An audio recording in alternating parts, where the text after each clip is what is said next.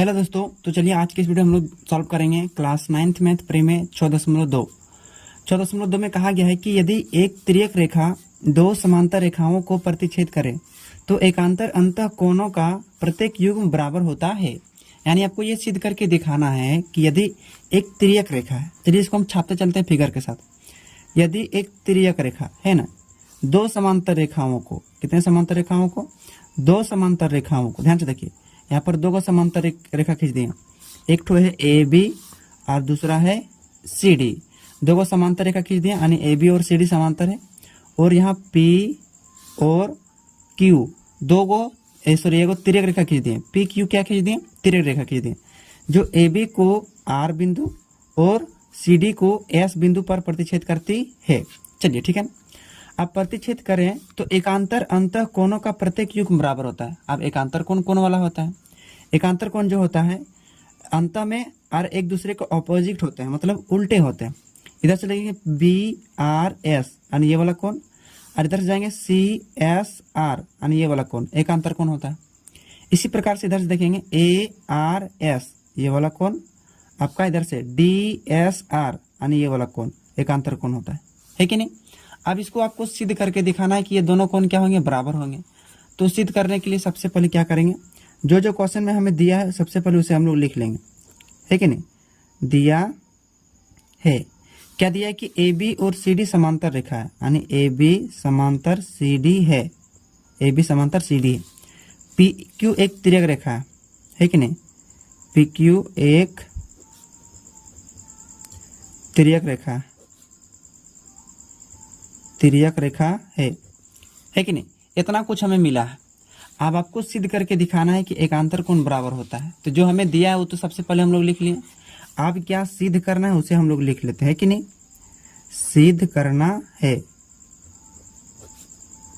क्या सिद्ध करना है? एकांतर कोण बराबर होते हैं। एकांतर कोण पहला वाला पकड़िए, बी आर एस कौन हो जाएगा?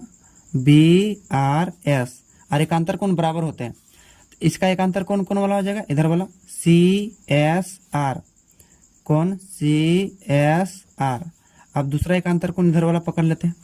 इधर वाला क्या हो जाएगा? ए आर एस, कौन क्या हो जाएगा? ए आर एस बराबर। इसका एकांतर कोण इधर वाला हो जाएगा डी एस आर, कौन? D S R. ये वाला आपको सिद्ध करके लाना पड़ेगा, है कि नहीं? अब तो चलिए सिद्ध करने के लिए हम उत्पत्ति या प्रमाण कर देते हैं। तो चलिए हम प्रमाण यहाँ पर कर रहे हैं। तो सबसे पहले देखें कि ये दोनों कोण आपस आ कैसे सकता है। तो इसमें एक नियम याद रखना कि आपको जब बराबर लाना है तो सबसे पहले आपको याद होगा कि जब कोई दो समांतर रेखा होती है और एक तिर्यक रेखा प्रतिच्छेद करती है तो सम्मुख कोण बराबर होते हैं। सम्मुख कोण क्या होते हैं? बराबर होते हैं, है कि नहीं? तो करेंगे क्या, सबसे पहले हम क्या करेंगे, एक ठो हम संगत कोण पकड़ेंगे। क्या पकड़ेंगे? संगत कोण। अब संगत कोण कौन वाला होता है? कौन? पी आर ए, यहाँ पकड़ लेते हैं, कौन? पी आर ए पकड़ लिए, पी आर ए। और इसका संगत वाला कोण जो होता है ये नीचे वाला हो जाएगा। इसका संगत कोण ये नीचे वाला हो जाएगा। ध्यान से देखिए, एक ही साइड, यहाँ ऊपर में है और यहाँ भी ऊपर में बनेगा। तो पी आर ए का संगत कौन हो जाएगा? आर एस सी, चाहे सी एस आर, इधर से पकड़ेंगे सी एस आर, लिख देंगे सी एस आर, और बोलेंगे ये संगत कोण है। कौन कौन है? संगत कोण। आपको याद है ना, जब दो रेखाएं प्रतिच्छेद करती है तो संगत कोण बराबर होती है। हम पीछे हम लोग पढ़ चुके हैं। अब संगत कोण है बराबर होती है। अब देखिए एगो सम्मुख कोण पकड़ेंगे।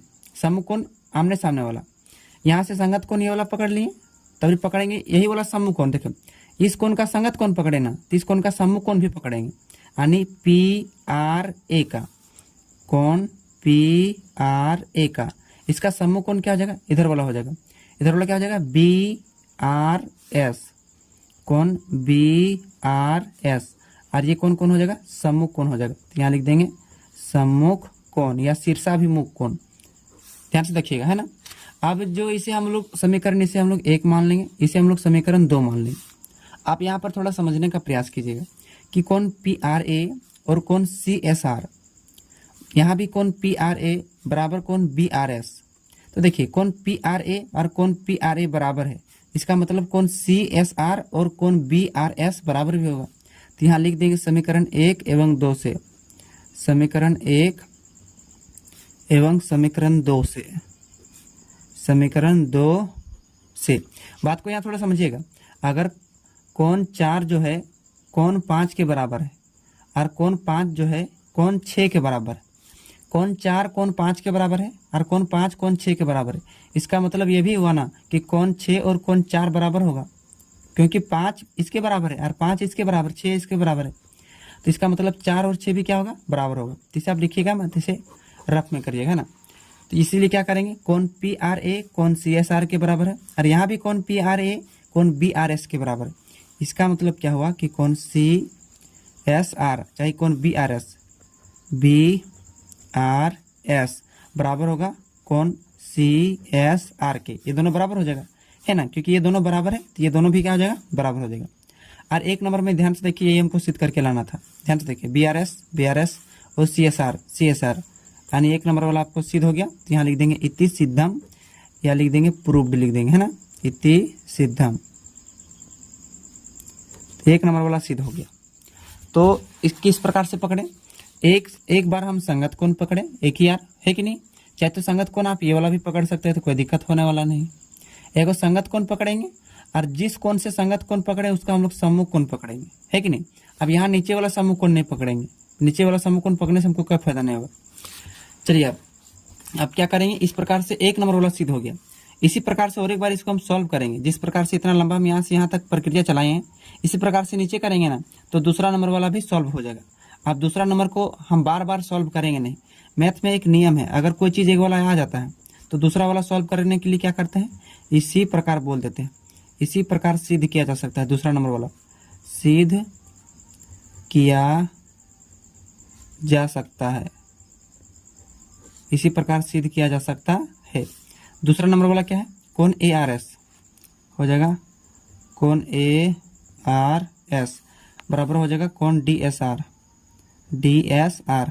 और यहाँ भी लिख देंगे हम लोग प्रूव्ड या इति सिद्धम, है कि नहीं। तो ये दूसरा नंबर वाला भी क्या हो गया, सिद्ध हो गया, इति सिद्धम। जिस प्रकार से एक नंबर वाला किए इस प्रकार से दो नंबर वाला भी करेंगे। एक बार क्या पकड़ते हैं, एक बार हम लोग पकड़ते हैं संगत कोण और फिर पकड़ते हैं एक बार हम लोग सम्मुख कोण, तो दूसरा नंबर भी सिद्ध हो जाता। लेकिन मैथ में बार बार सिद्ध किया जाता नहीं। तो ये परिमेय 6.2 बहुत ही आसान तरीके से आपको हम सॉल्व करके बताया हूँ। उम्मीद करता हूँ कि आप लोग इस वीडियो के माध्यम से परिमेय 6.2 को आप लोग समझ गए होंगे। कहीं भी डाउट रहा तो कमेंट बॉक्स में कमेंट जरूर कीजिएगा, कोशिश करूँगा अगले वीडियो में अच्छे से बताने के लिए। मिलते हैं फिर 6.3 परिमेय के साथ, तब तक के लिए धन्यवाद।